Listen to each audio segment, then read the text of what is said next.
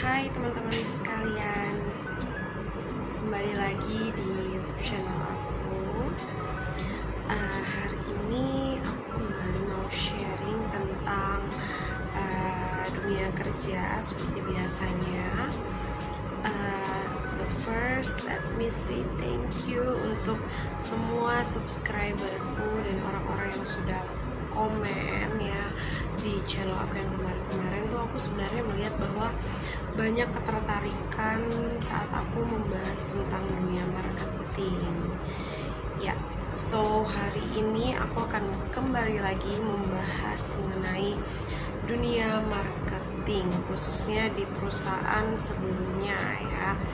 Bagi teman-teman sekalian yang mungkin sedang apply, yang sedang bahkan baru diterima ya di perusahaan keuangan ya, khususnya di perusahaan-perusahaan yang aku pernah ada di dalamnya, aku bakal sharing gitu ya teman-teman ya. Jadi hari ini aku akan sharing tentang perusahaan BFI Finance ya, dimana aku pernah bekerja sebagai marketing finance atau leasing ya, dimana di situ yaitu job desk-nya itu adalah untuk memasarkan produk, dan produk yang aku jual itu adalah produk yang berupa jasa ya teman-teman. Kita menawarkan seperti koperasi ya, peminjaman dana atau angsuran seperti itu ya, yang agunannya atau jaminannya itu berupa BPKB kendaraan seperti itu ya. Jadi di sini kemarin aku lihat pertanyaan-pertanyaan teman-teman gitu ya, banyak gitu yang mempertanyakan seperti apa sih job desk-nya gitu-gitu ya.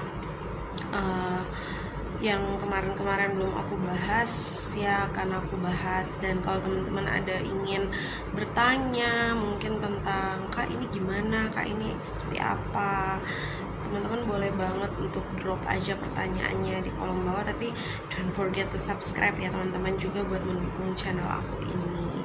Jadi saat teman-teman sudah keterima di BFI Finance sebagai marketing ya, I want to say congratulations, yeay, selamat ya, karena kalian hebat sih gitu kan. Dan buat teman-teman yang mungkin baru dan sedang menjalani juga, kalian sangat hebat gitu ya. Kalau untuk di BFI Finance, sebenarnya saya udah cukup lama ada bekerja di sana. Saat ini saya sudah tidak lagi bekerja sebagai marketing di BFI Finance ya teman-teman. Namun saya mau sharing gitu untuk teman-teman yang mungkin saat ini sedang bekerja di sana, beberapa tips yang sekiranya saya dapat ketika saya juga bekerja di sana.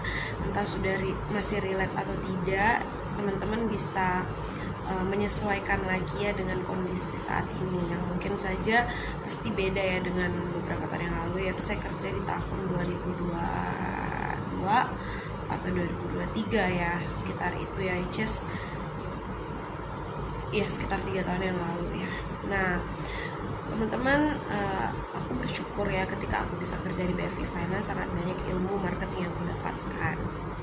Dan pada saat itu untuk jaminan dan lain sebagainya itu sangat-sangat baik, sesuai kontrak seperti itu. Kita ada dapat BPJS, kesehatan, ketenagakerjaan, gajian selalu on time di tanggal 25 ya kalau saya nggak salah. Kemudian gaji UMR itu udah pasti kayak gitu, dan tambah lagi pencapaian jika kita bisa mencapai target. Untuk saya sendiri, saya pada saat itu bekerja sebagai marketing mobil dan juga motor ya di tahun kesempatan selanjutnya itu saya di motor, tapi di awal saya masuk itu saya di mobil gitu. Jadi so many experience ya that I have when I work in BFI ya. Lingkungannya juga supportive sih pada saat itu gitu, dan saya diajarin banyak, di training juga gitu ya pada saat itu. Tapi setahu saya divisi yang saya pada saat itu, IH, itu udah nggak ada lagi sekarang.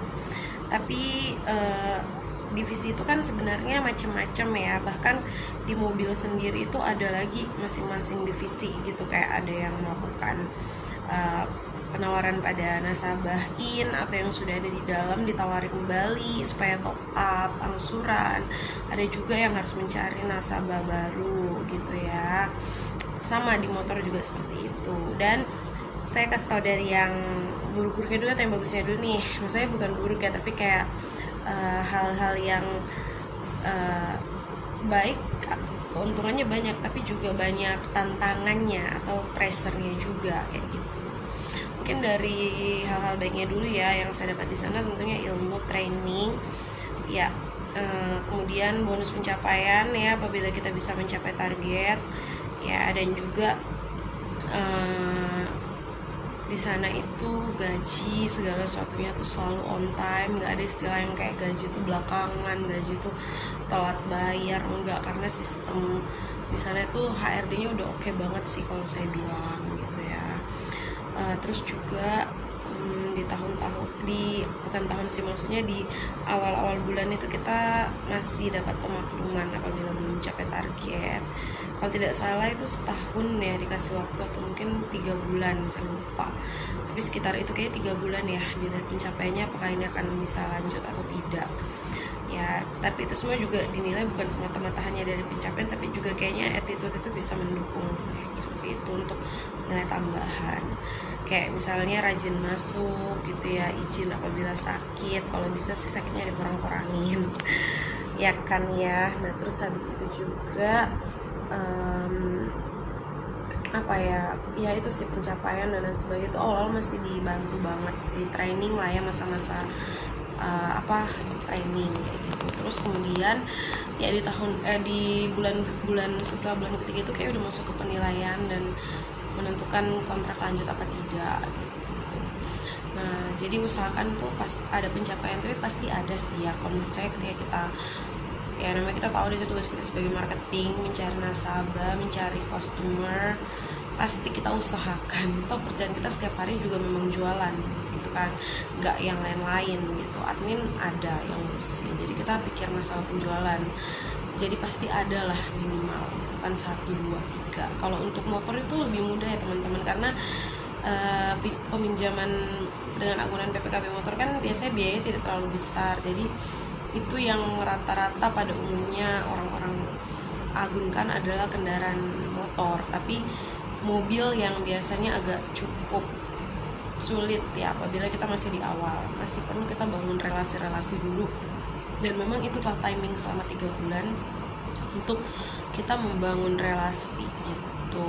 Jadi kita kerjanya ya wiri, malah kita nggak boleh di kantor ya, sebisa mungkin kita ya cari relasi untuk bisa menawarkan jasa ini, penawaran dana, pinjaman dana ini.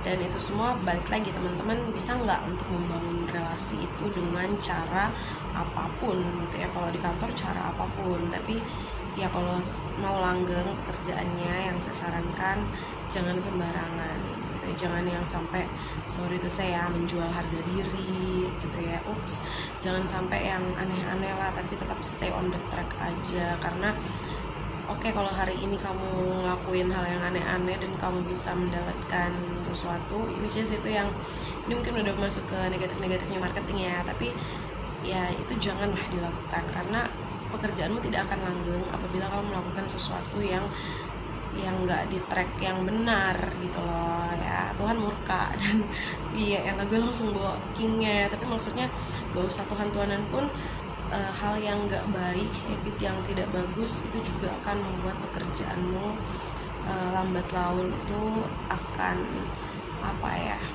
kayak tidak akan fokus mencapai pada tujuan akhirmu seperti itu. Jadi ya percayalah, banyak saya sudah saksikan orang-orang juga gitu kan yang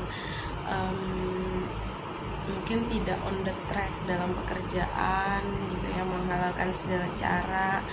Tapi nggak usah di sekitar saya sih, tapi memang udah kebanyakan seperti itu nanti ujung-ujungnya akan sia-sia, akan pekerjaannya tidak berakhir dengan baik gitu ya, bahkan resiko-resiko lainnya yang bisa terjadi.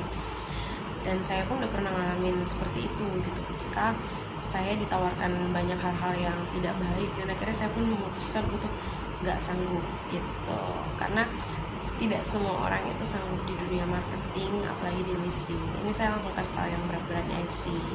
Nah, jadi itulah gunanya kita untuk selalu aware, stay on the track, bekerja dengan baik, dengan integritas gitu ya. Karena semua itu ada penilaiannya, semua itu juga akan menentukan langgeng tidaknya kita di dunia marketing, di perlistingan gitu yang banyak isu-isu negatifnya gitu ya. Tapi semua tergantung kita lagi seperti itu. Kayak misalnya ada tawaran-tawaran yang bisa nih dapat nasabah tapi dengan cara yang tidak baik gitu ya. Nanti teman-teman akan tahu sendiri ya ketika teman-teman ada di dunia listing.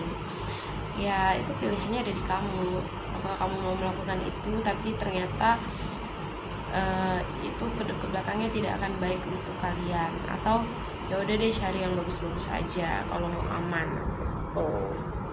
Ya mungkin teman-teman saat ini yang masih baru ya pasti nggak ngerti nih apa yang aku maksud, tapi intinya kalian pelajarin aja dulu ya, dan kalian ingat aja apa yang aku katakan bahwa stay on the track, tetap integritas, banyak-banyak doa ya supaya nasabah-nasabah kalian tuh juga bisa dapat nasabah-nasabah yang baik, yang tidak bermasalah, yang namanya bagus di BI checking gitu ya, sehingga mempermudah kalian juga untuk bisa mendapat pencapaian. Karena banyak juga kok marketing-marketing yang saya kenal itu stay on the track, cara-caranya itu bagus gitu, jadi mereka juga tetap mematuhi SOP yang ada sehingga mereka langgeng di dunia marketing dan justru meraup banyak keuntungan, sampai ketika mereka resign pun mereka punya usaha dan lain-lain. Itu udah gak asing sih kayak gitu, karena jujur li marketing itu duitnya banyak kalau mereka juga bisa kerja dengan cara yang jujur dan juga cerdas ya juga gitu.